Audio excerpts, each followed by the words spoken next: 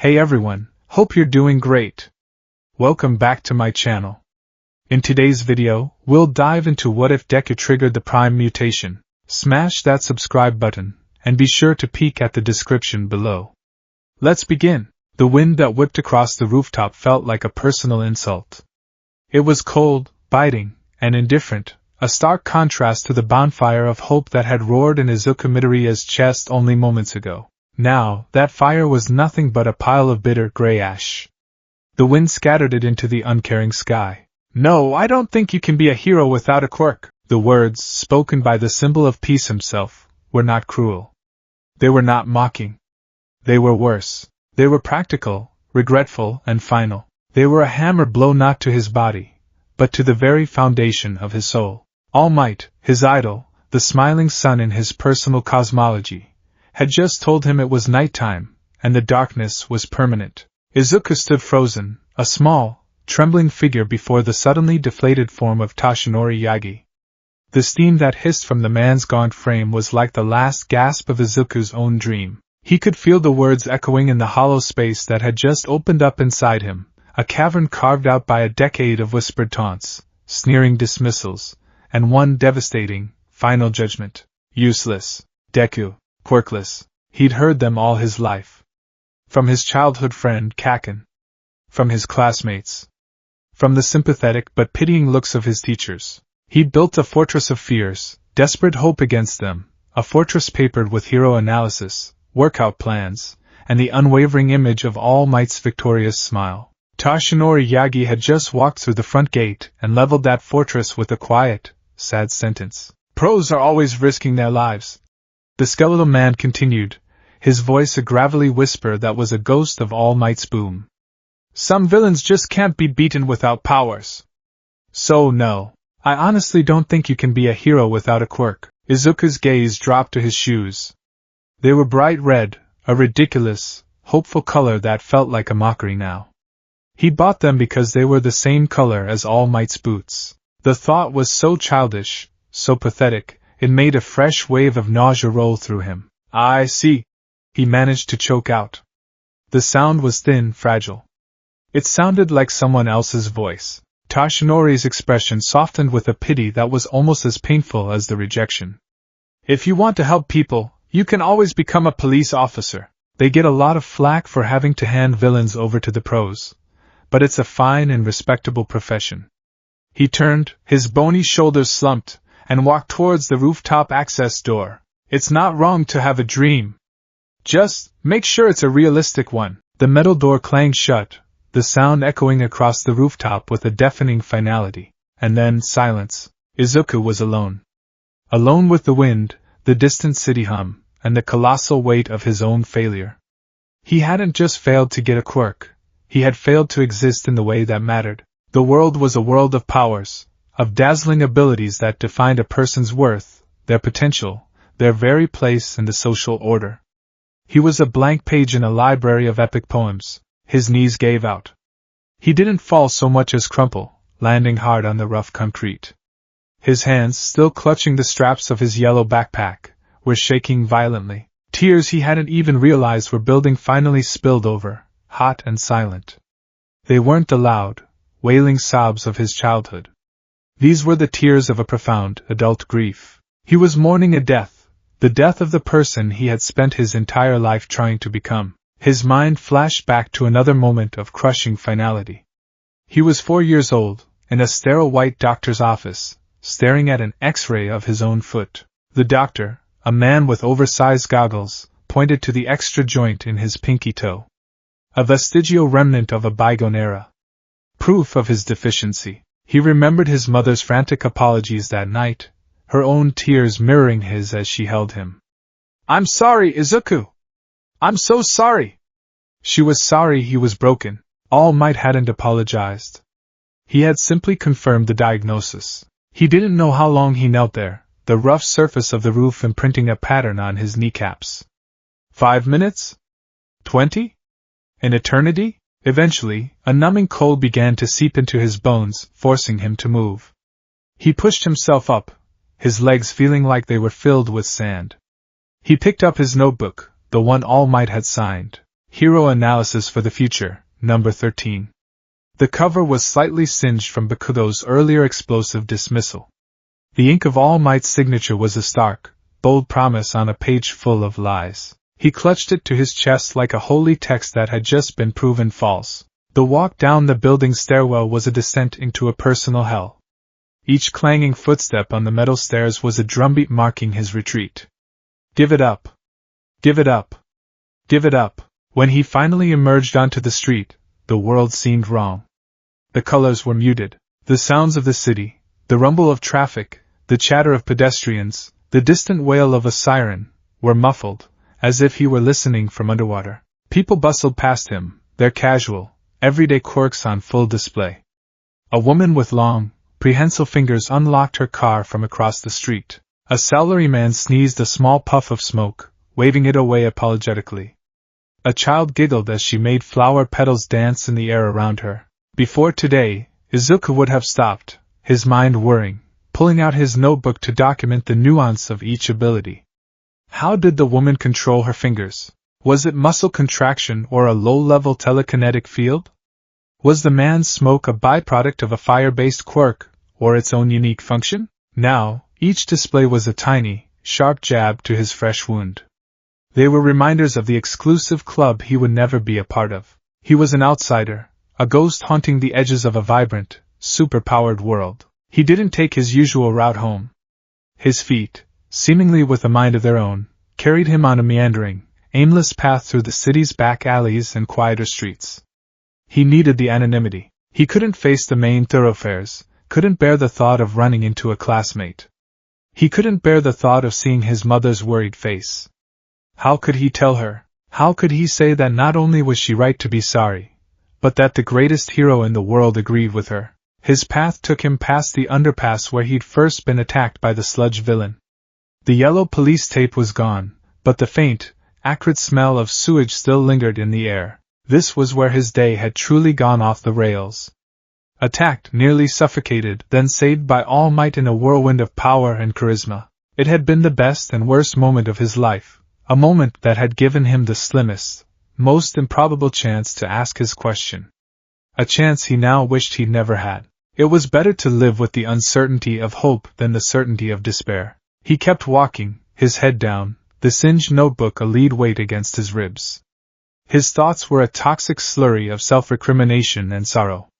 Maybe Kaken was right all along, a worthless Deku, trying to stand in the same ring as giants. The memory of Bakugo's sneer was as clear as if he were standing right there. "You'd die in the entrance exams, you useless nerd." It wasn't a taunt anymore. It was a fact, co-signed by All Might. Then he heard it, a distant series of sharp, percussive blasts. Boom.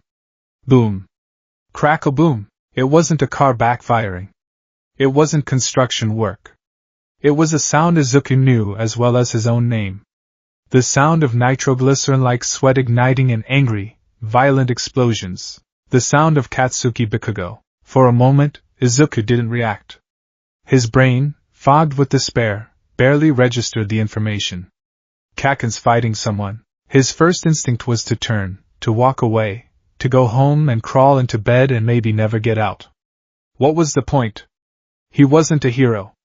He wasn't even a hero in training. He was just a quirkless nobody who got in the way. But the sound came again, louder this time, accompanied by the shriek of twisting metal and a faint chorus of panic screams. An old, deeply ingrained instinct flickered to life within him, an instinct honed by 14 years of obsessive hero worship. Trouble. A villain fight. His feet slowed. He stopped. His head, which had been hanging in defeat, lifted. He turned his gaze in the direction of the commotion, his ears straining. The hero analyst inside him, the part of his brain that had been his only solace for a decade, refused to die so quietly. It was a compulsion, a reflex. He had to see. He had to know. He had to analyze. He started walking, then jogging, then breaking into a full-on sprint. He wasn't running with hope anymore.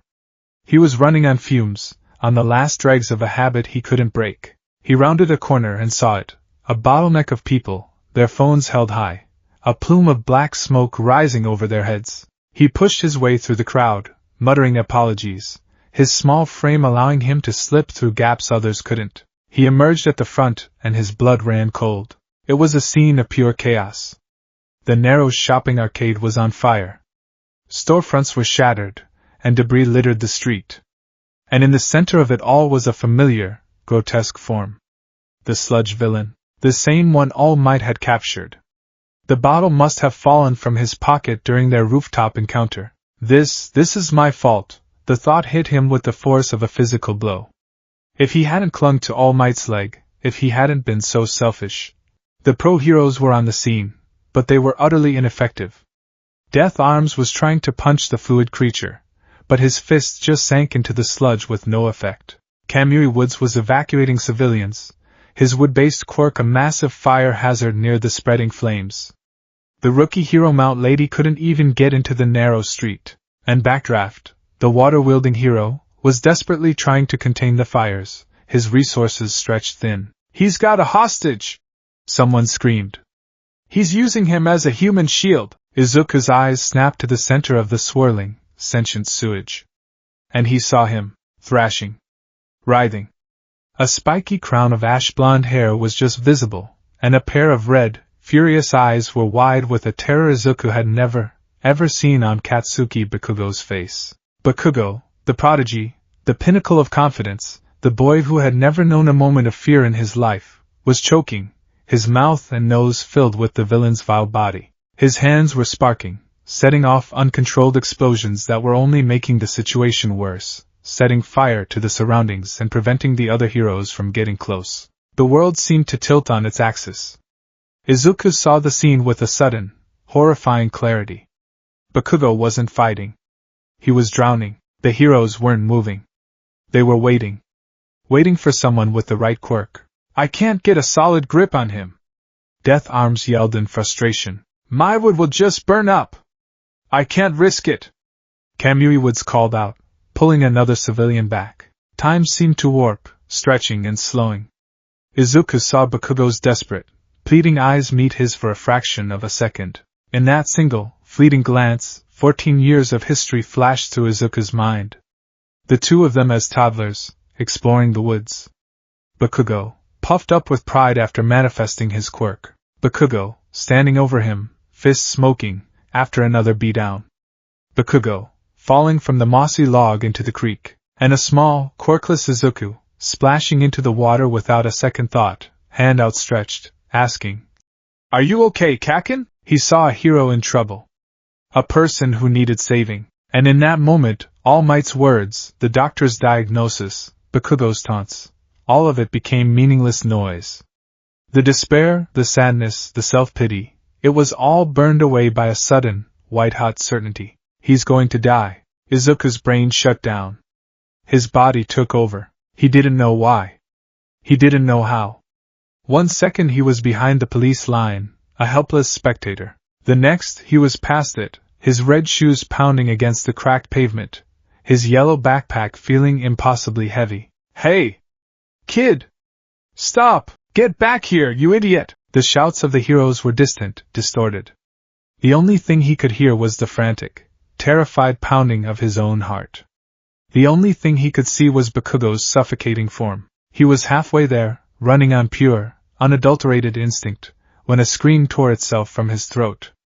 It wasn't a scream of fear. It was a primal, desperate roar of defiance, a sound that came from the very core of his being.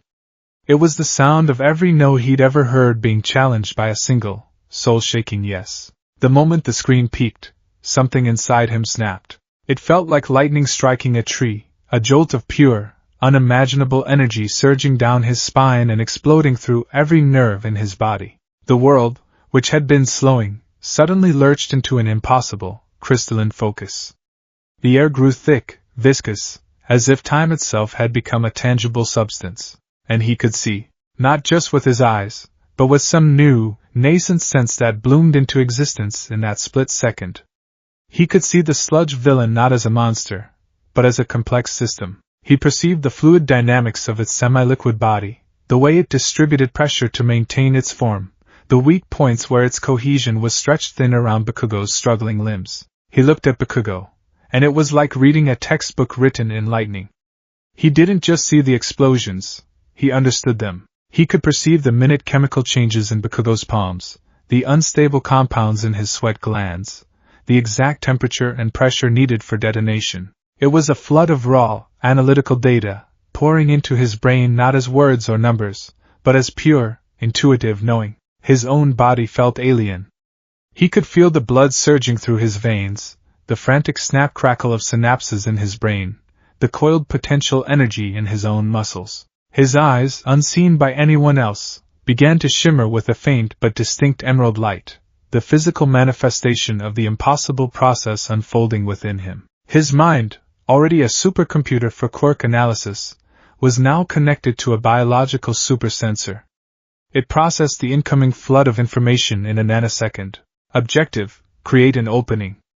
Distraction needed. His right arm, the one holding his backpack strap, felt different. It hummed with a strange, vibrant energy. The muscle fibers felt denser, tauter. Without conscious thought, he swung the backpack off his shoulder. The motion was faster than he'd ever moved before, a blur of yellow and green. He wasn't just throwing it, he was aiming it, his new perception guiding his arm with preternatural accuracy. Target: ocular nucleus.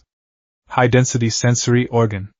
Disrupts cohesion. The backpack flew like a cannonball, spinning through the air and striking the villain's large, bulbous eye with a wet thwack. The impact was far greater than a simple school bag should have produced. The villain roared in pain and surprise, its form flickering, its grip on Bakugo loosening for a precious, vital second. It was enough. Izuku didn't stop.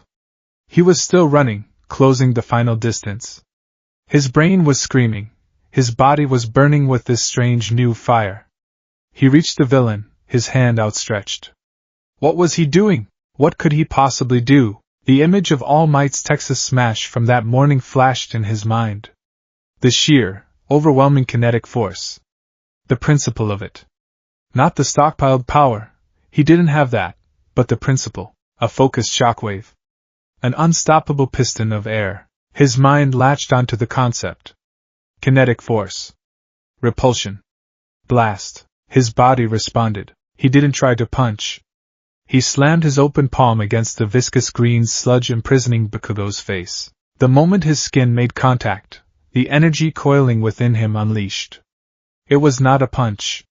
It was not a fire. It was a wave. A concussive, non-elemental blast of pure kinetic force erupted from his hand. The air itself seemed to warp and shimmer around his palm. It wasn't nearly as powerful as a true all-might smash, but it was brutally effective. It was crude, chaotic, and born of desperation. Vwum! The shockwave ripped a gaping hole in the sludge villain's body, blasting it away from Bakugo's head. It didn't destroy the villain, but it repelled him, the force atomizing a portion of the sludge and sending the rest flying back in a shower of green slime. Bakugo fell to his knees, gasping, coughing, sucking in a huge, ragged breath of sweet, clean air. The world snapped back to its normal speed. The sudden silence was broken by a new, thunderous voice. I really am pathetic. Izuku glanced up, his vision swimming. All Might, in his full, heroic form, stood there, his face a mixture of shame and renewed determination. The symbol of peace had been shocked into action by the sight of a quirkless, suicidal boy doing the job the professionals could not. Even though I admonished you, All Might roared, his fist grabbing the villain's true body. I wasn't putting what I said into practice. He planted his feet, his muscles bulging. Detroit. Smash! The punch connected with the force of a meteor. The resulting shockwave was a hurricane. The sky, which had been clear moments before, was instantly filled with clouds. The pressure changed. A light drizzle began to fall. The sludge villain was obliterated, scattered into a million harmless droplets that rained down with the water. All Might stood, one fist raised to the sky, a living monument to absolute victory. And Izuku, his task complete, his purpose served, finally felt the cost. The lightning-like energy that had filled him vanished as if a switch had been flipped. In its place came a wave of exhaustion so profound, so complete, that it felt like his very life force was draining away. His bones didn't just ache, they felt like they'd been ground into powder. His muscles, which had hummed with power, now felt like frayed, overstretched rubber bands. A dull, throbbing static filled his head, the afterimage of the impossible sensory data he had processed. He saw the paramedics starting to run towards him. He saw the heroes, their faces a mixture of awe, confusion, and anger. He saw a crowd of stunned faces. His eyes found Bakugo. His childhood friend was on his hands and knees, still coughing, but alive. He looked up, his crimson eyes locking onto Izuku's. There was no gratitude in them. There was no relief. There was only a deep, burning, and utterly bewildered fury. Izuku's own eyes, no longer glowing, fluttered shut. His strength gave out completely. The world dissolved into a black, silent void as he collapsed face first onto the rain-slicked asphalt, unconscious before he even hit the ground. When he came to, the world was a cacophony of concerned voices and the sharp, antiseptic smell of a medical kit. A paramedic was checking his pulse, shining a penlight in his eyes. "Pupils are reactive but sluggish," the man said to his partner. "No visible trauma, but his heart rate is through the roof and his blood pressure is plummeting.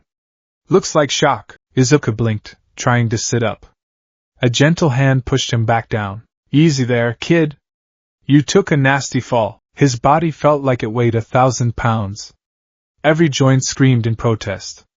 It was an exhaustion that went deeper than muscle fatigue, a weariness that settled in his marrow. Then the scolding began. "You fool! What were you thinking?" It was Death Arms, his arms crossed, his face stern. "There was no reason for you to put yourself in danger like that. You could have been killed." Kamui Woods nodded, his wooden features looking grim. "Our job was hard enough without having to worry about a suicidal civilian running into the fray. You're lucky you're not in a body bag." The words washed over him. He deserved it. He knew he deserved it. But as he lay there, a strange sense of detachment settled over him. Their words couldn't touch the core of what had just happened. They hadn't seen what he'd seen.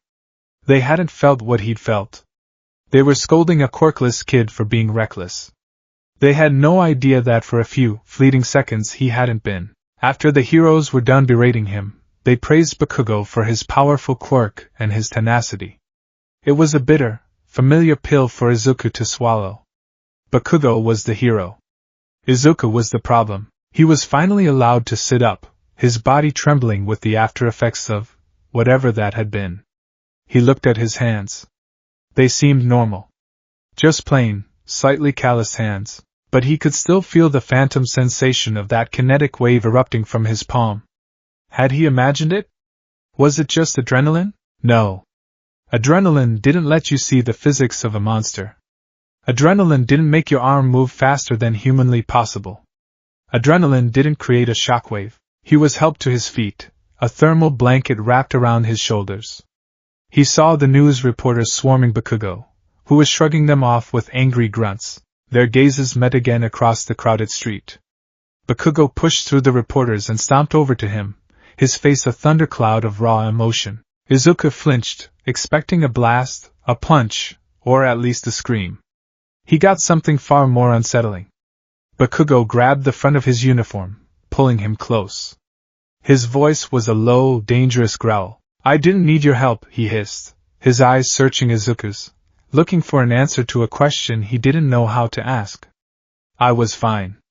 I had it handled." Izuku just stared, his mind too foggy to form a response. Bakugo shook him slightly, his knuckles white. "What the hell was that, Deku?" The name was the same.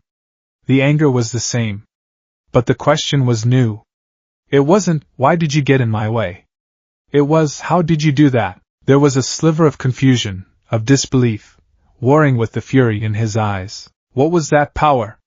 Bakugo demanded, his voice dropping even lower. "You're quirkless. You're a worthless, quirkless pebble on the side of the road." So what the hell was that? Izuku had no answer. He didn't know. He opened his mouth, but only a dry, weak croak came out. The day had changed everything. A switch had been flipped inside him, a door opened to a room he never knew existed. He had done the impossible. He had acted like a hero, and yet, as he stood there, shivering under a blanket, being stared down by the furious, confused boy he had just saved, he felt a chilling certainty. The day had changed nothing at all. He was still Deku. And now, he had a secret he couldn't begin to understand, let alone explain. The walk home was a journey through a foreign country that looked deceptively like his own neighborhood. Every sensation was amplified and distorted. The thermal blanket felt like a lead weight, and the crisp evening air was an abrasive scrub against his skin. His body, which had moved with impossible grace just an hour before, now felt like a poorly assembled collection of spare parts. A deep, cellular weariness had settled into his bones, a fatigue so profound it felt less like tiredness and more like a fundamental state of being. He replayed the moment in his head, a continuous, flickering loop. The scream. The snap. The sudden, impossible clarity. The knowing. It was like a dream, vivid and visceral, yet it was already starting to feel unreal, threatening to evaporate under the harsh light of reality. Did it really happen? He looked down at his right hand, half expecting it to be glowing or changed in some way. It was just his hand, pale, slightly trembling, and ordinary. Yet the fury in Kakin's eyes had not been ordinary. The confusion warring with his rage was a testament to the fact that he had seen something inexplicable. What the hell was that, Deku? The question echoed in his skull, more persistent than the scolding of the heroes. He finally reached the familiar door of his apartment building. The simple act of climbing the 2 flights of stairs was an Olympian feat. Each step sent a fresh wave of aching protest through his legs. He fumbled with his keys, his coordination shot, and finally managed to get the door open. Izuku! His mother was on him in an instant. Her face was pale, her eyes red-rimmed and wide with a terror that stabbed him with guilt. The local news had no doubt played the footage on a loop.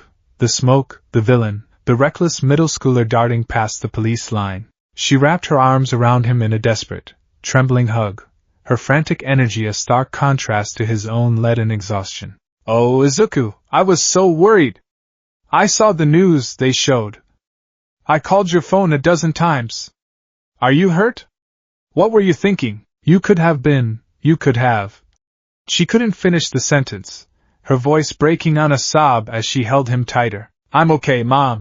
He mumbled into her shoulder, the words feeling thin and inadequate. I'm okay. Just tired. She pulled back, her hands fluttering over his face, his arms, checking for injuries. Tired? Izuku, you collapsed. They said on the news you were taken by paramedics. I've been out of my mind. They checked me out. I'm fine. Really? He lied. He was the opposite of fine. He felt like a violin string that had been tuned too tight, and was moments away from snapping. Her worry soon gave way to a gentle but firm resolve. Fine or not, we're going to the hospital. A proper hospital. For a full checkup. Now, he wanted to protest, to say that all he needed was 1,000 years of sleep. But he saw the unshakable fear in her eyes and knew it was pointless. Besides, a part of him, the small, terrified, analytical part, was screaming with questions that only a doctor could possibly answer. What had happened to him? The rest of the evening was a blur of fluorescent lights, the sterile smell of antiseptic, and the quiet, efficient bustle of the Mutation General Hospital. Because of the villain attack and his public collapse, he was admitted quickly. His mother, a nervous wreck in the waiting room chair, filled out form after form. The initial examination by an ER doctor was inconclusive. His vitals were, to use the doctor's term, erratic. His heart rate would be slow and steady one moment, then spike for no discernible reason. His body temperature fluctuated by a full degree Celsius over the course of 20 minutes. Deeming it a severe case of shock and adrenaline-induced exhaustion, they decided to keep him overnight for observation and a more thorough workup in the morning. That's when Inko Midoriya, in a stroke of maternal panic and inspiration, made a specific request. Could we possibly consult with Dr. Kyudai Tsubasa? He was the specialist who saw Izuku as a child, for his quirk assessment. The request was unusual, but Dr. Tsubasa was a respected researcher in the field of quirk emergence and development. A few calls were made, professional courtesies were extended, and by 10 o'clock the next morning, Izuku found himself face to face with a ghost from his past. Dr. Tsubasa looked older, his bald head gleaming under the fluorescent lights, his signature oversized goggles pushed up onto his forehead. He carried a datapad and peered at Izuku with an expression of detached, academic curiosity. He remembered this boy. The sad, hopeful little kid and his crying mother. The boy with the extra toe joint, the definitive, textbook case of quirklessness. Midoriya Izuku, the doctor said, his voice a dry rustle. It has been a while. Your mother informs me you had an incident. Yes, Izuku squeaked, feeling 4 years old all over again. The preliminary reports from the ER are puzzling. Dr. Tsubasa continued, pulling up Izuku's chart on his datapad. Let's run our own diagnostics. I've ordered the works: full genomic sequencing, bioenergy output analysis, deep tissue cellular scan. We'll get to the bottom of this. The next few hours were a procession of strange, humming machines. He had his blood drawn, not once, but 3 times. The first nurse frowned, complaining that the sample was coagulating too quickly. The second said her analyzer was giving back corrupted data. A third, more senior technician finally managed to get a reading, her brow furrowed in confusion. He was placed in a large, tube-like machine for his bioenergy scan. A calm, automated voice instructed him to remain still. He could feel a strange thrumming in the air as the machine powered up. Inside the technician's booth, Dr. Tsubasa watched the monitor, his eyes widening slightly. A normal person's bioenergy signature, quirk or no quirk, was a relatively stable waveform, a gentle sine wave of life. Izuku's was a jagged, chaotic mess. It looked like the readout from a seismograph during a magnitude 9 earthquake. Spikes of immense energy appeared and vanished in milliseconds, too fast to be a conscious activation of anything. It was the energy signature of a system in constant, violent flux. Incredible! Tsubasa muttered to a junior researcher beside him. It's like watching a star being born and dying every second. The system can barely register the peaks before they're gone. Finally, late in the afternoon, Dr. Tsubasa and a small team of specialists entered Izuku's room. Inko shot to her feet, her hands clasped together. Izuku's own heart hammered against his ribs. This was it. The verdict, Part 2. Dr. Tsubasa cleared his throat, his professional mask firmly in place, but Izuku could see a flicker of genuine bewilderment in his eyes. Well, Mrs. Midoriya Izuku, your test results are, for lack of a better word, unprecedented. He swiped his datapad, bringing up a complex, shimmering helix. This is a model of Izuku's DNA, sequenced from the sample we took this morning. Or rather, it's a probability map of his DNA. A probability map? Inko asked, confused. To put it simply, the doctor explained, a person's DNA is static. It's a blueprint. Izuku's is not. We found thousands of sequences, particularly those related to the quirk factor gene complex, that are in a state of quantum superposition. They aren't on or off. They are flickering between countless potential states. It's as if his genetic code is a library of blueprints, constantly shuffling itself, ready to build any number of things at a moment's notice. He paused, letting that sink in. Izuku's mind, the part that wasn't reeling in shock, was already racing. Flickering between states, a library of blueprints. It sounded like what he'd felt, the potential to become. His bioenergy output corresponds to this. The doctor continued, swiping to the chaotic seismograph reading. His body is brimming with raw, undirected potential energy. It has no specific expression, no default state. Which is why 10 years ago, I saw no quirk. There was nothing to see. It was dormant. Utterly and completely inert. So he has a quirk? Inko whispered, tears welling in her eyes. It was the question she had been dying to ask for a decade. Dr. Tsubasa hesitated, choosing his words with scientific precision. To call it a quirk would be a misnomer. Quirks, as we understand them, are specific, inheritable traits with defined functions. Fire-breathing, super-strength, floating. They are the result of this evolutionary potential being channeled into a single, stable manifestation. What Izuku has, it's the raw material. It's the primordial soup from which all quirks evolved. It's not a power, it's the potential for power. He looked directly at Izuku. The immense physical and psychological stress you experienced yesterday, the threat to your own life combined with the overwhelming desire to save another, must have acted as a catalyst. It kick-started the system. You forced a manifestation. The shockwave. Izuku breathed, the memory solidifying in his mind. Precisely. A crude, undirected blast of kinetic energy. Your body, in a moment of crisis, wrote a temporary blueprint for a quirk, manifested it, and then the blueprint dissolved. The backlash, the extreme exhaustion you're feeling, is the biological cost of this rapid, forced evolution. Your cells are literally recovering from being violently rewritten. He took a deep breath. We cannot classify this. It doesn't fit any known category. It is not an emitter, a transformation, or a mutant type. For our records, and for his official registration, I have designated his condition as a latent type anomaly. Unofficially? He's a medical miracle.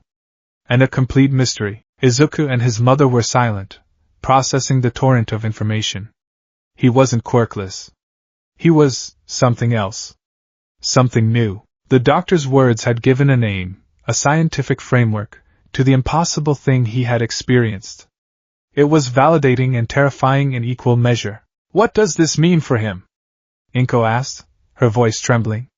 Is it dangerous? Potentially, yes, Dr. Tsubasa said gravely.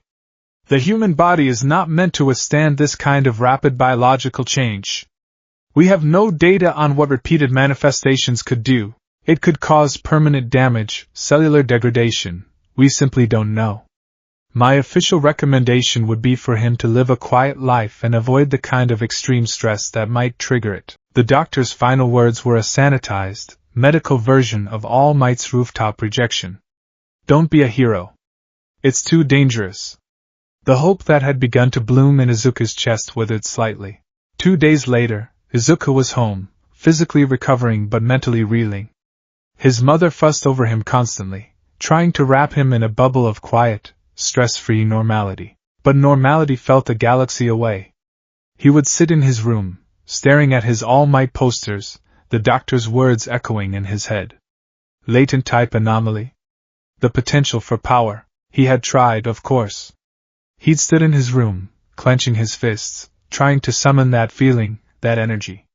He'd focused on his All Might action figure, trying to feel strong. He'd stared at a pencil, trying to make it move. Nothing. Not a spark. Not a tingle. The power, it seemed, was not a tool he could simply pick up and use. It was a wild animal that only emerged when it sensed mortal danger. A knock on the apartment door broke his reverie. His mom answered it. He heard her surprised gasp, followed by a deep, unfamiliar, and yet hauntingly familiar voice. Good afternoon, ma'am. My name is Yagi Tashinori. I'm here to speak with your son, if I may? It's about the incident the other day. Izuku's blood ran cold. He scrambled out of his room to see the impossible, the skeletal, sunken-eyed form of All Might standing in his doorway, looking even more gaunt and awkward under the gentle lighting of their home. Inko, bless her heart, was just confused. She only saw a tall, unnervingly thin man. Yagi-san? Do I know you? I was a witness to the villain attack, Tashinori said, giving a small, polite bow. I was very impressed with your son's bravery, and I felt I owed him a proper thank you, and an apology. He looked past Inko, and his piercing blue eyes met Izuku's. There was an intensity in them that hadn't been there on the rooftop. It wasn't pity.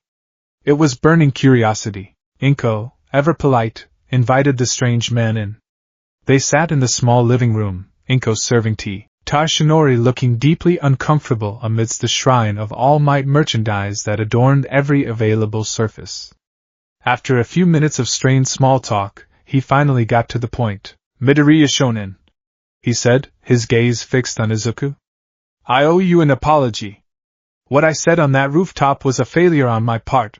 I spoke from a place of practicality, but I failed to see the most important thing. The heart of a hero. Izuku stared, speechless. But that's not the only reason I'm here. Tashinori leaned forward, his voice dropping. After you ran out there, you did something. Something impossible. The heroes at the scene wrote it off as a fluke, a lucky shot with your backpack. I saw it up close. That wasn't just a throw. And what you did when you reached the villain, that kinetic blast. You released a wave of force from your hand. He held Izuku's gaze. I came here to tell you that you could be a hero. But now I have to ask a different question. What did you do? The question hung in the air, potent and direct. Inko looked back and forth between the two of them, a dawn of confusion on her face. Izuku's throat was dry. This was All Might, asking him for an explanation. He took a shaky breath, the floodgates of his analytical mind finally bursting open. The muttering started, quiet at first, then gaining speed and intensity. I don't know, not really, but when I was running, everything just changed. It was like I could see it all, the structure of the villain, not just his shape but the pressures, the flow, the weakest points, and Kaken. I could perceive the chemical reaction in his sweat glands, the exact point of ignition, the explosive yield. It was like raw data, just pouring into my head. It told me where to throw my bag, the villain's eye, a sensory cluster, to create a momentary lapse in its control. And then, the punch, it wasn't a punch. I was thinking about your Texas smash, the principle of it, moving a massive amount of air with kinetic force, and I just pushed. My body, it just did it. The doctor called it a latent type anomaly, something about my DNA being in superposition, a potential for power, not a quirk itself, and it only triggers under extreme stress and, he trailed off, realizing he was rambling, his mother looking utterly lost and the number one hero staring at him with an expression of profound, jaw-dropping astonishment. Tashinori was silent for a long moment, processing the boy's frantic, brilliant explanation. He hadn't just had a surge of adrenaline. He had analyzed his opponents on a biological and physical level and spontaneously developed a countermeasure. A latent type anomaly. Tashinori repeated softly, the words tasting strange. He looked at Izuku, truly looked at him, and saw not just a Fanda, but a nascent genius with a power that defied all convention. He had come here planning to offer the boy one for all, to give him a quirk worthy of his spirit. But as he listened to Izuku's explanation, a new, radical idea began to form. Giving this boy one for all would be like painting over a Da Vinci to make a poster. It would be a waste of a unique, perhaps unprecedented, potential. Can you do it again? Tashinori asked, his voice low and serious. Izuku deflated. No. I've tried. It's empty. There's nothing there. The doctor said it needs a trigger. Extreme stress. He looked down at his hands. I don't know how to do it on purpose. Tashinori's gaze sharpened. Perhaps it doesn't need stress. Perhaps it just needs a blueprint. He stood up, a sudden energy in his frail form. Midoriya Shonin. Mrs. Midoriya, would you walk with me for a moment? There's something I need to show you. Confused but intrigued, Izuku and his mother followed. Tashinori led them not to a crowded street, but to a place Izuku knew well from his jogging routes, the Dagoba Municipal Beach Park. It was a wasteland, a sprawling monument to illegal dumping, piled high with mountains of discarded electronics, rusted appliances, and forgotten junk. They stood at the edge of the sand, the sun setting over the trash-strewn water. Midoriya Shonin, Tashinori said, turning to him. You said your power reacted to my smash. It analyzed the principle and created a crude imitation. I think so, Izuku stammered. Then let's test that theory. Before Izuku could react, Tashinori took a deep breath. Stand back. I am here. In a puff of steam and a ripple of biological magic, the skeletal man vanished. In his place stood All Might, his smile a beacon in the twilight, his massive form seeming to blot out the sky. Inko gasped, her hand flying to her mouth, her eyes wide as dinner plates. All Might? She stammered. All Might gave her a reassuring nod before turning his attention to Izuku. The boy was frozen, his mind trying to reconcile the image of the gaunt man and the symbol of peace. Watch closely, young Midoriya. All Might boomed, his voice echoing across the junk heap. He wasn't showing off. This was a clinical demonstration. He powered up, the air around him crackling with the sheer force of one for all. As Izuku watched, notebook clutched in his hand out of pure habit, he felt it. It wasn't a violent snap like before. It was a subtle, low hum, starting in the base of his skull and spreading through his body. It was the feeling of a million tiny machines waking from a long slumber. His eyes, unseen by the others, began to emit that faint, emerald glow. He could see the energy pouring off of All Might, a radiant, burning sun of power. He could perceive the way it settled into his muscles, the way it reinforced his entire being. He couldn't understand its origin. The stockpiling nature of OFA was a closed book to him, but he could understand its application. Hyperdensity. Myofibro reinforcement. Explosive energy conversion. The data streamed into him, not agonizing this time, but controlled. He was the analyst. This was his element. No, All Might said, his voice softer. He pointed to a rusted, derelict refrigerator half buried in the sand. You said you can't replicate my power. I don't want you to. I want you to replicate the principle. Focus. Remember what you felt. Take the data you are gathering right now, and manifest the simplest expression of it, strength. Izuku stared at the refrigerator. It was a solid, immovable block of metal. He was a scrawny teenager. But the hum in his cells was growing louder, a resonant frequency that vibrated with potential. He took a deep breath, mimicking his idol. He focused on his right arm, channeling the strange energy, trying to consciously apply the principles he was observing. Hyperdensity. Reinforcement. He pulled his arm back, his posture instinctively mirroring All Might's. For a moment, nothing happened. Then it began. A faint, viridian light pulsed under the skin of his forearm. The muscles in his arm didn't just bulge, they seemed to shimmer, the fibers twisting and compacting, becoming visibly denser under his skin. The veins on his arm glowed with the same emerald light, looking like a living circuit board. It was a strange, beautiful, and slightly horrifying sight. He yelled, a guttural cry of pure effort, and swung. His fist connected with the metal door of the fridge. There was a loud, metallic crack, a sound not of a dent, but of fracturing steel. The door didn't fly off its hinges, but a spiderweb of cracks radiated out from the point of impact, and a clear, deep impression of his fist was left in the rusted metal. The glow in his arm vanished. And then came the backlash. Ack! He cried out, stumbling back and clutching his arm. It felt hollow. The strength was gone, replaced by a deep, throbbing weakness that felt like advanced muscle atrophy. It was like his arm had run a full marathon, while the rest of his body had been standing still. It wasn't broken like it would have been with Ofe, but it felt boneless, a useless appendage of jelly and frayed nerves. All Might instantly deflated back into Tashinori, steam hissing from his body as he rushed to Izuku's side. Are you alright, my boy? My arm, it feels like jelly. Izuku gasped, cradling the limb.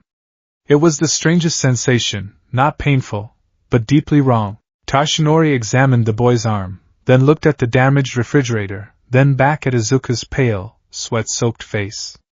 A slow, wide smile spread across his gaunt features. It wasn't the beaming smile of All Might, but something deeper. It was the smile of a teacher who had just discovered a prodigy. He looked at Izuku, his blue eyes shining with a revolutionary new idea. Young Midoriya, he said, his voice filled with a gravity that made the world seem to stand still. What I said on that rooftop. I was wrong. But I was also right. You cannot be a hero without a quirk. Izuku's face fell. But what you have, Tashinori continued, his voice rising with excitement, is more than just a quirk. It's the source. It's a genesis. He seemed to taste the word, and like it. You don't need my power.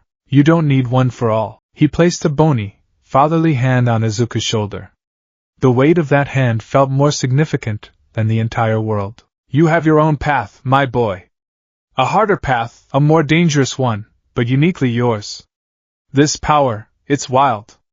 Untamed. It could destroy you if you're not careful, but if you can learn to control it, to understand it, to strengthen your body to withstand the strain, you could become a hero unlike any the world has ever seen. He locked eyes with Izuku, his expression deadly serious. I cannot give you my quirk. But I can give you my knowledge, my training, my guidance. I will help you tame this genesis. I will help you forge your body into a vessel that can withstand the storm inside you. The UA entrance exam is in 10 months. It will be your first great test. Tashinori Yagi smiled. So what do you say, Izuku Midoriya? Forget being the next All Might. Are you ready to become the first of your kind? Tears were streaming down Izuku's face. They weren't tears of grief or sadness.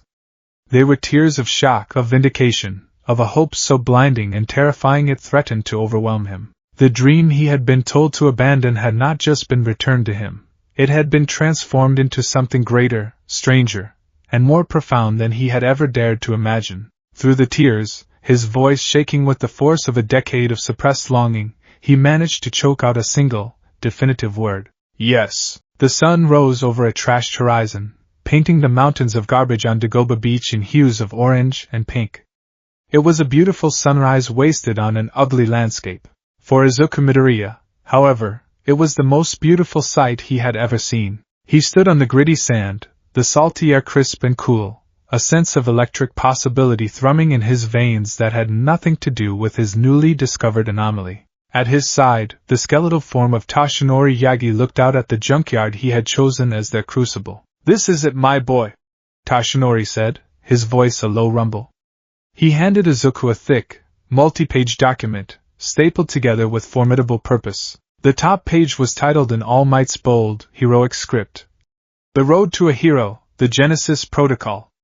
It had replaced the old, now obsolete, American Dream Plan. Izuku took it with reverent hands. He had expected a workout schedule, maybe a diet plan. What he held was a university-level syllabus. "The old plan was about turning your body into a vessel strong enough to contain my power," Toshinori explained, his gaze sweeping over the decades of accumulated filth. "This new plan, this is about turning your body into a laboratory stable enough to withstand your own." Izuku flipped through the pages, his eyes wide. There were workout regimens, yes, cardio, strength training, flexibility, but they were dwarfed by the other sections. There were extensive reading lists with titles like Advanced Cellular Biology, Principles of Quantum Mechanics, Thermodynamics and Energy Systems, and Quark Theory, From Singularity to Society. There was a meticulously planned schedule, 5 to 8 o'clock, physical conditioning and debris clearing. Building a resilient chassis, 9 to 1500 hours. Academic study. Deconstructing the science of power, 16 to 1800 hours. Practical quark analysis controlled manifestation. Applied genesis, 19 to 2100 hours. Review and data correlation. Integrating theory and practice. It was more rigorous than any school curriculum. It was a complete re-engineering of his life. "To build a hero, we must first deconstruct one," Toshinori said, a strange, philosophical light in his eyes. "Your power, this Genesis, it doesn't just let you do things, Midoriya Shonen. As you described it, it lets you understand things on a fundamental level. It's an analytical engine tied to a biological fabricator. But an engine is useless without fuel, and a fabricator is useless without blueprints. The academic work is your fuel. The analysis is how you acquire your blueprints." Izuku looked from the daunting schedule to his idol's gaunt, determined face. He wasn't being asked to be a vessel. He was being asked to be a scientist, an engineer, and an athlete all at once. He was being asked to deconstruct the very concept of a superpower into its constituent parts of biology, physics, and chemistry, and then use that knowledge to rebuild them inside his own body. It was the most terrifying, most exhilarating challenge he could possibly imagine. It wasn't a hand-me-down dream anymore. This was his. "I understand," Izuku said, his voice thick with emotion but steady with resolve. He clutched the papers to his chest. "When do we start?" Toshinori's lips stretched into a thin, proud smile. He pointed a bony finger at a rusted-out bus half-submerged in the sand. "We start now. Your first lesson in physics, inertia. That bus has a lot of it. Let's see what you can do about it." And so, the 10 months began. The first phase was a brutal, physical grind. The American Dream Plan had been about building muscle. The Genesis Protocol was about building resilience.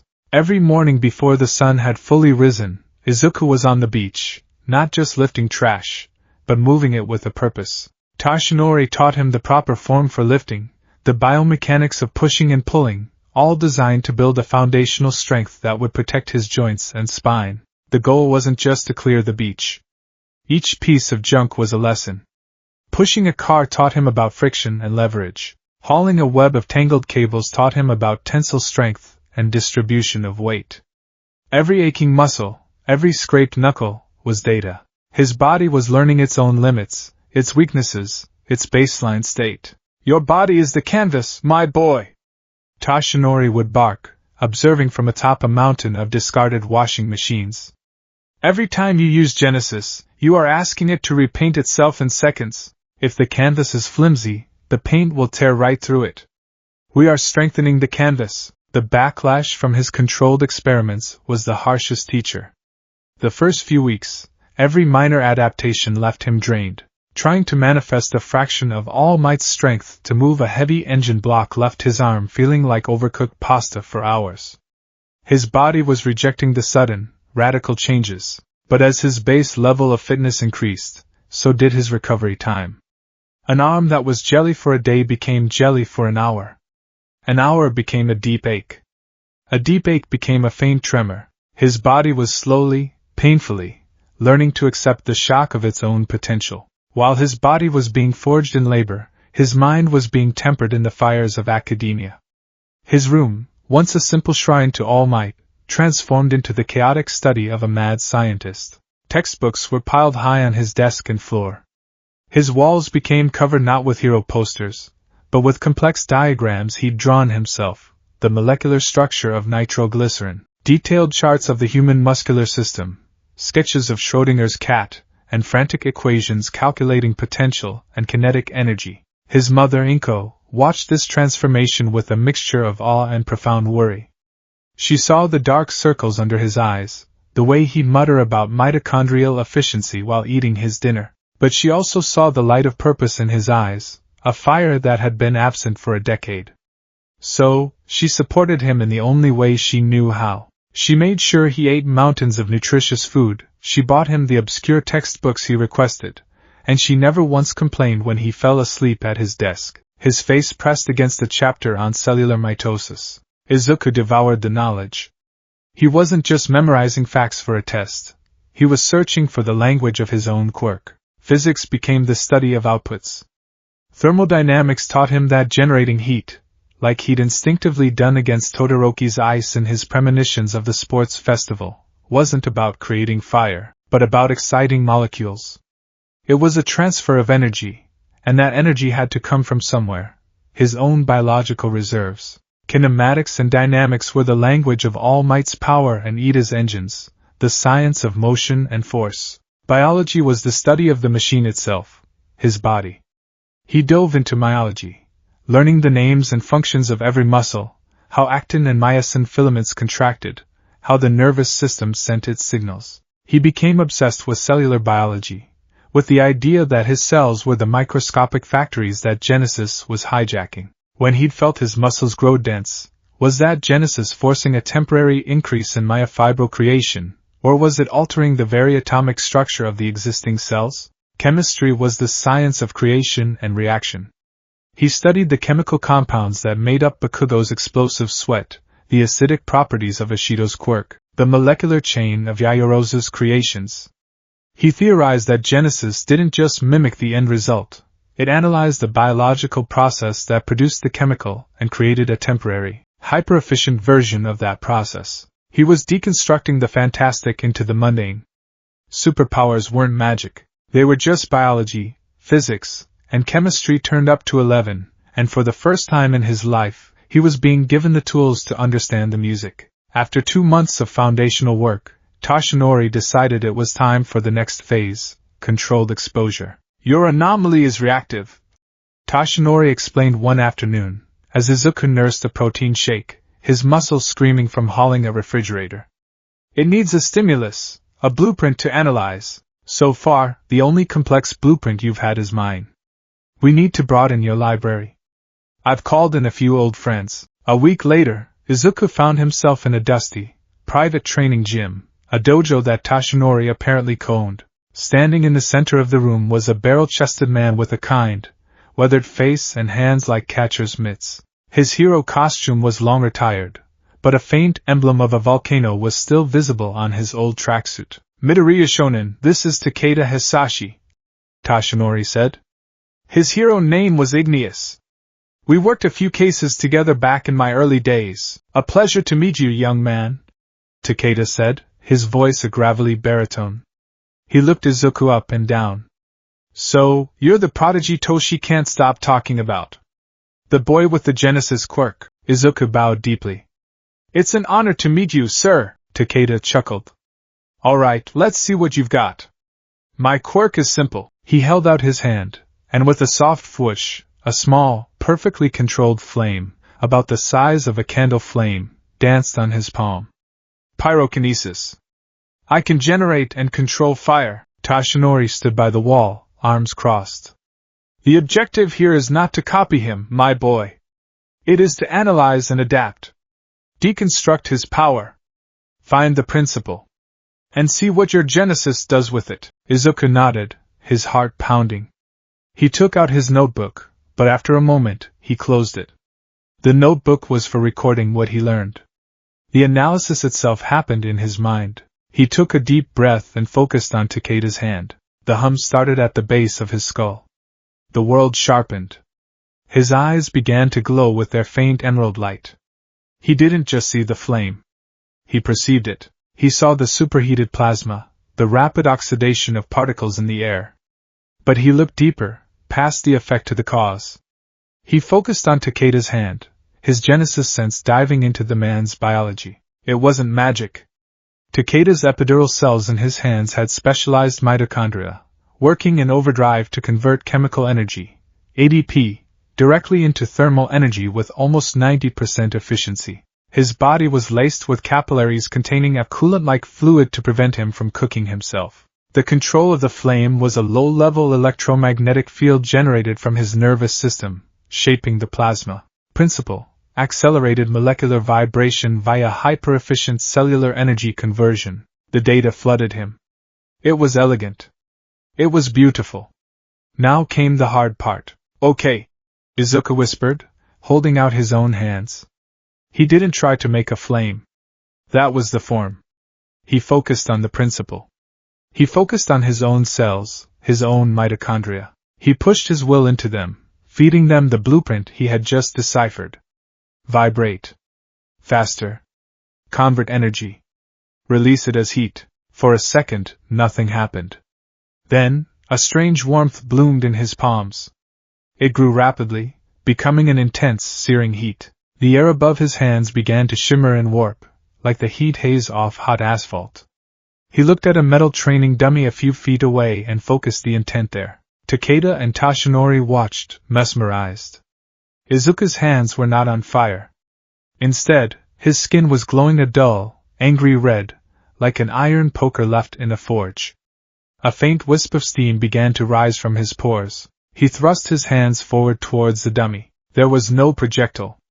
But the front of the dummy, a foot from his fingertips, began to glow cherry red. The paint blackened, bubbled, and then sloughed off, revealing the metal underneath, which continued to heat until it was incandescent. He was projecting a cone of raw, intense, infrared radiation. Incredible! Takeda breathed. He's not making fire. He's the furnace. Izuku held the position for another 5 seconds, the strain showing on his face. His teeth were gritted, sweat pouring down his temples. He could feel his body screaming in protest. His cells were burning through their energy reserves at an impossible rate. It was like sprinting 100 marathons at once. He finally dropped his hands with a cry of pain, collapsing to his knees. The glow faded. The intense heat vanished. His hands were bright red and trembling violently. As he watched in horror, small blisters began to bubble up on his palms and fingers. A thin cloud of steam hissed from his skin, smelling faintly of ozone. "Ack, it burns!" he gasped, cradling his hands. Toshinori was at his side instantly with a first aid kit. The backlash. "Talk to me, my boy. What does it feel like? My cells, they feel empty." Izuku managed, his voice raspy. "Like I used up everything inside them. The heat, it came from the inside out." Toshinori carefully applied a cooling, medicated gel to the blisters. "You mimic the energy conversion, but you lack Takeda's natural biological safeguards. The coolant system.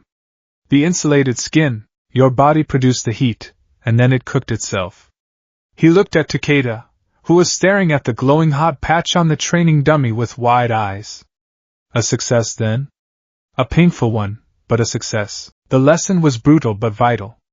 Genesis was a literalist. It would build the engine he asked for, but if he didn't know how to build the radiator and the exhaust, the engine would melt itself. Every adaptation would require him to consciously account for the side effects. A month later, after his hands had healed and he'd spent weeks studying neurology, it was time for the second test. Their guest this time was a slender woman in her late 50s with a serene, patient face. Her name was Emi Fujiwara, hero name Vector, and her quirk was minor telekinesis. I was never on the front lines, she explained, her voice calm and melodic. I specialized in rescue. Disarming bombs, performing delicate surgeries from a safe distance, that sort of thing. To demonstrate, she raised a hand, and a single can of soda from a nearby case floated smoothly into the air, spun twice, and then gently settled on the table. All right, Midoriya Shonen, Toshinori prompted. Deconstruct, Izuku focused. This was a different beast entirely. No heat, no chemistry. This was pure force.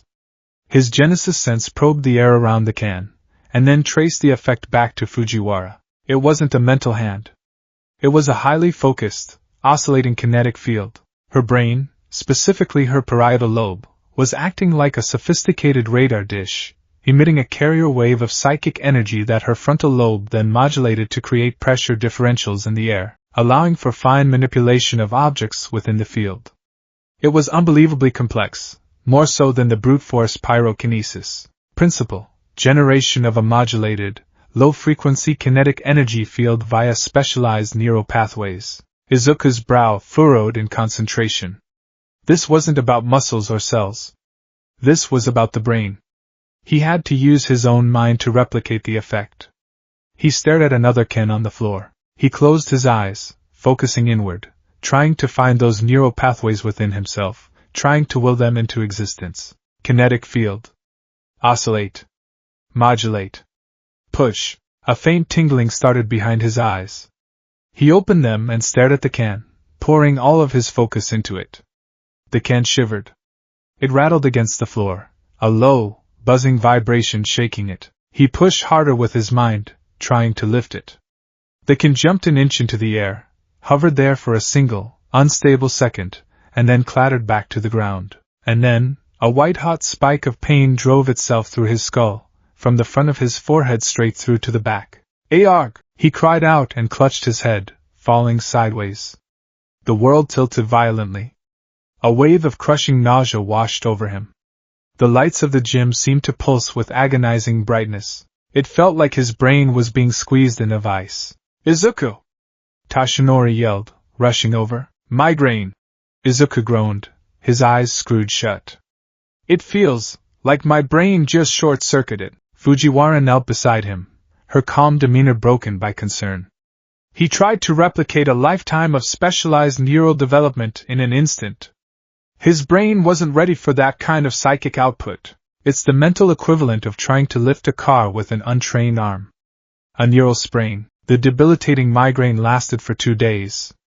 For 2 days, Izuku was confined to his darkened room, able to do little more than lie still and wait for the throbbing in his head to subside. The lesson was even clearer this time. The backlash of Genesis directly mirrored the nature of the adaptation.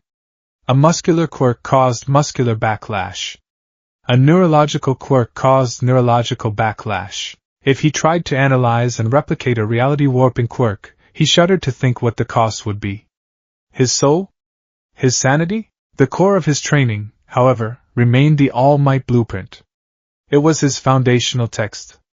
Nearly every evening, Toshinori would power up, and Izuku would analyze. He filled an entire notebook, Hero Analysis for the Future, Genesis Edition, just on the deconstruction of One for All's physical expression. He couldn't access the stockpiled power, that ever-growing river of energy. It was a lock he didn't have the key for. But he could analyze its effects on Toshinori's body. He broke it down into 3 core principles. 1.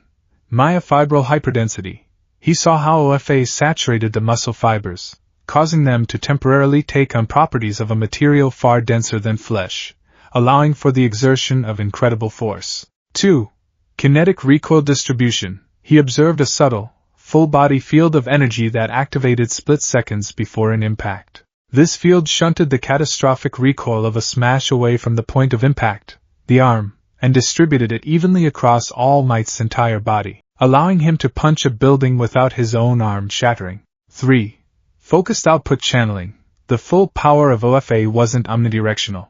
It was gathered and channeled down a specific limb, like focusing the entire output of a power plant through a single cable to a single point. His training became about replicating these principles on a miniature, survivable scale. He stopped trying to punch things with all his might. He started smaller. He would sit on the beach, now nearly halfway cleared, and focus on a single pebble. He would pour his will into his index finger, activating Genesis to manifest the single principle of hyperdensity. His finger would glow faintly, and with a flick, he would send the pebble skipping 100 yards across the water. The backlash was a mere twitch in his knuckle. He graduated from pebbles to rocks, from his finger to his hand, from his hand to his forearm. He practiced channeling the energy, isolating the adaptation. This was his greatest breakthrough.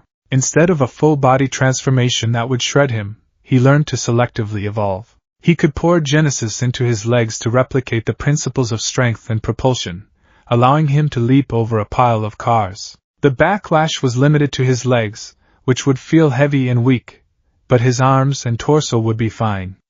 He called it focused adaptation. It was his personal, much more dangerous, version of full cowling. The 10 months flew by in a whirlwind of pain, discovery, and relentless effort. The boy who had stood on that rooftop, a fragile reed of despair, was gone. In his place stood a young man forged by a unique fire. He wasn't muscular like a bodybuilder, but lean and wiry, his body a testament to functional strength and endurance. The scars on his hands from the pyrokinesis test had faded to pale white lines. The memory of the migraine was a constant, sobering reminder of his limits. On the final day before the UA entrance exam, he stood with Tashinori on the beach. It was unrecognizable. The mountains of trash were gone. Every last rusted car, every broken television, every tangled mess of wire had been cleared. The sand was clean, stretching down to meet the sparkling blue water of the bay. The morning sun cast their long shadows across the pristine landscape they had reclaimed together. "You did it, my boy," Tashinori said, his voice thick with pride. He looked healthier, the purpose of training Izuku having put a new light in his own eyes. "You did it." Izuku looked at his hands. They were calloused and strong. He looked at the vast, clean beach. It was a monument to his sweat and his pain. "One final test," Tashinori said, pointing to the very last piece of junk they had left behind on purpose. A bulky, industrial-sized washing machine sitting alone in the middle of the sand. Show me the culmination of the Genesis protocol." Izuku nodded. He took his stance, feet planted firmly in the sand. He didn't feel the need for a desperate scream anymore. This was controlled.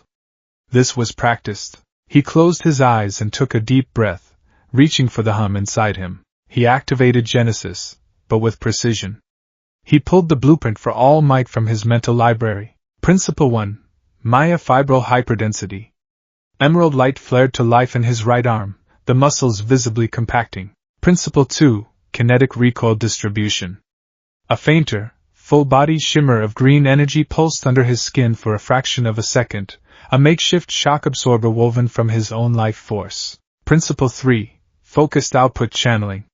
He drew all the manifested power, all the focused potential, into his clenched fist. He opened his eyes.